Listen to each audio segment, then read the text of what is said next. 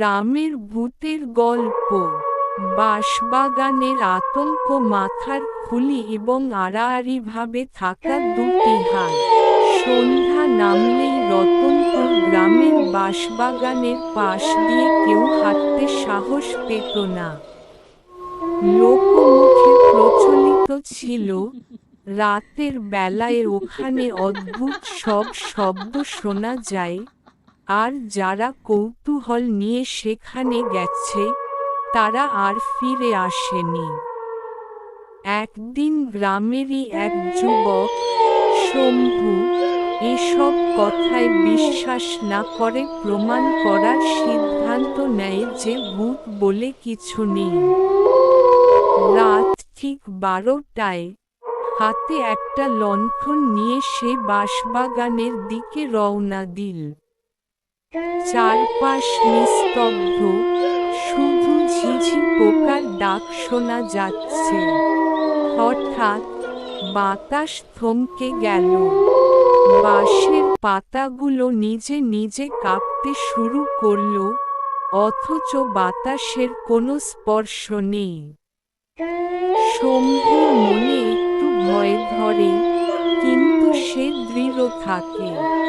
কিছুক্ষণ হাঁটার পর সে দেখতে পায় একটা সাদা ছায়ামূর্তি তার দিকে আসছে।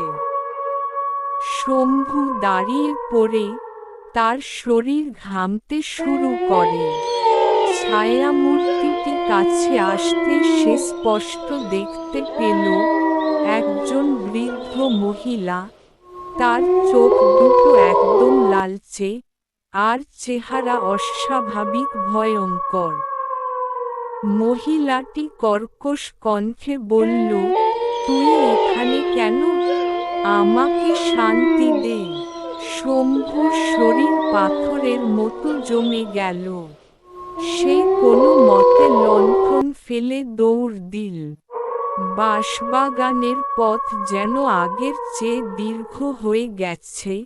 সে যতই দৌড়ায়, পথ ফুরোতে চায় না। পরের দিন সকালে গ্রামের লোকেরা শম্ভুকে জঙ্গলের পাশেই অচেতন অবস্থায় খুঁজে পেল। তার মুখ ছিল ফ্যাকাশে, চোখে ভয়ে। অনেক প্রশ্ন করলেও সে শুধু একটা কথাই বলল, "ওখানে কেউ আছে।" এরপর থেকে কেউ আর বাঁশবাগানের ধারে যায়নি। আজও রাতে সেখানে গেলে কান পাতলে শোনা যায় চাপা হাসি আর কান্নার শব্দ। এই ঘটনার পর থেকে রতনপুরের বাঁশবাগান ভয়ঙ্কর স্থান হিসেবে পরিচিতি পায়। কেউ আর রাতের বেলায় ওদিক দিয়ে হাঁটে না। কারণ, কে জানে, সেই ছায়ামূর্তি হয়তো এখনো সেখানে অপেক্ষা করছে।